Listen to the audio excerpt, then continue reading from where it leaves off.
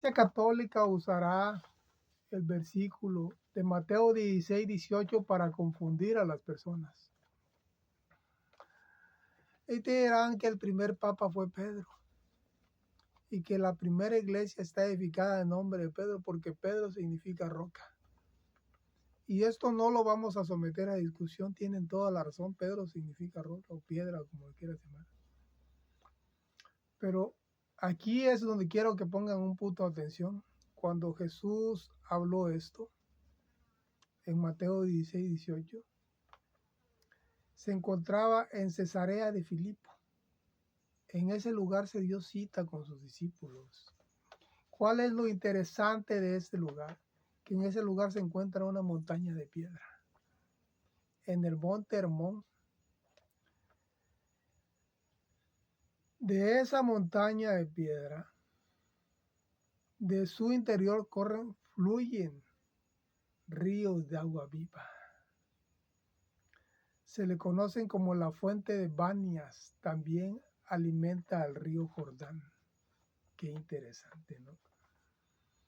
Por eso Jesús usó esta analogía o sentido figurado para hablarles a sus discípulos, para hacerles saber que él era la roca misma donde fluyen ríos de agua viva.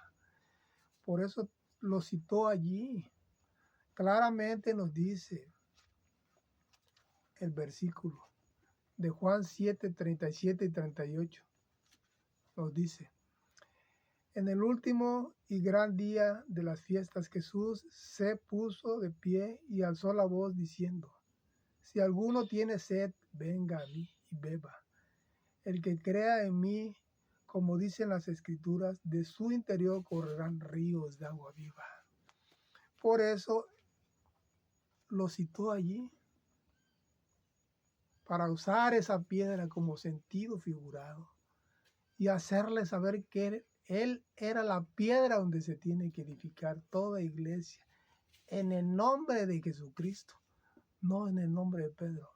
Así que no nos confundamos. Por eso la mujer samaritana no entendió. Tampoco la mujer samaritana entendió cuando le dijo. Vayamos a Juan 4:11. La mujer dijo: Señor, no tienes con qué sacar y el pozo es hondo. ¿De dónde, pues, tienes el agua viva? ¿Acaso eres tú mayor que nuestro padre Jacob, que nos dio este pozo, del cual bebieron él o sus hijos y su ganado? Y respondió Jesús y le dijo: cualquiera que bebiere de esta agua volverá a tener sed, mas el que bebiere del agua que yo os daré no tendrá sed jamás, sino que el agua que yo os daré será en él una fuente de agua viva, que salte para vida eterna. Será una fuente de agua viva como la fuente de la piedra. ¿Y quién te va a dar esa agua viva? Jesucristo mismo. Jesucristo mismo, como dicen las Escrituras. Todo el que crea en mí, de su interior correrán ríos de agua viva. Ríos de agua viva.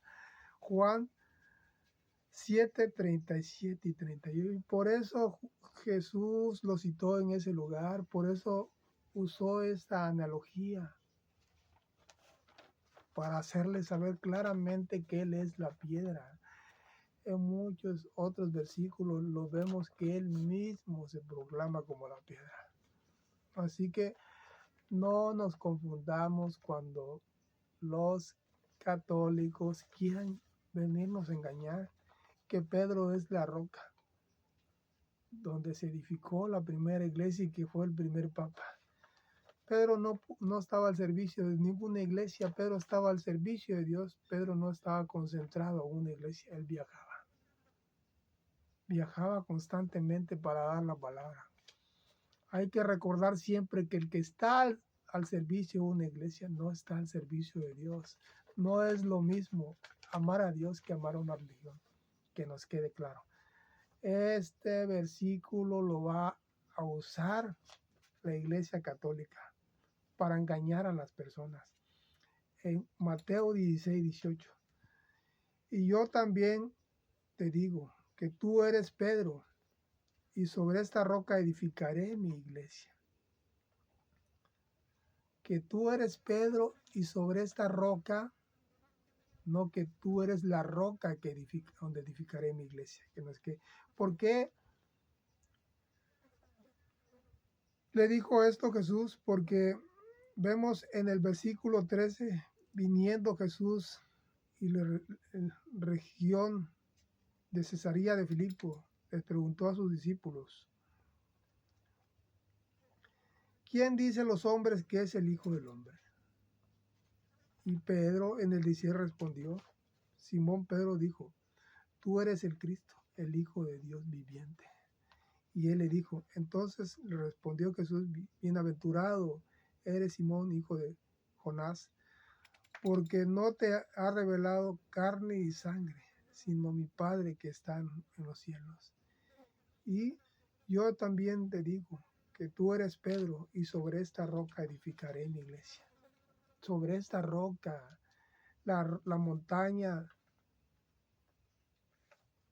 de piedra, la montaña de roca que se encuentra en el monte Hermón, en Cesarea de Filipo. No hay que confundir. Él usó esta analogía refiriéndose a esa roca para que se dieran cuenta que él era la roca en que se debe edificar toda iglesia en el nombre de Jesucristo. Así que no te venga con cuentos de la Iglesia Católica. Que no te confundan realmente, porque hay que leer y escudriñar las Escrituras todos los días. Nosotros leemos y estudiamos. Interpretación bíblica, que es historia bíblica, teología, hermenéutica, todos los días. No es un estudio de 5 o 10 años, es un estudio de toda la vida. Así como lo hacen los curas que estudian 5 o 10 años y ya creen que aprendieron todo. Esto es una entrega total a Jesucristo, una entrega de toda una vida, y hay que leer toda la vida. Siempre va a haber algo nuevo que aprender. Hay que ser humilde de corazón y aprender de nuestro Padre. Él fue una persona humilde de corazón. Hay que aprender siempre de él.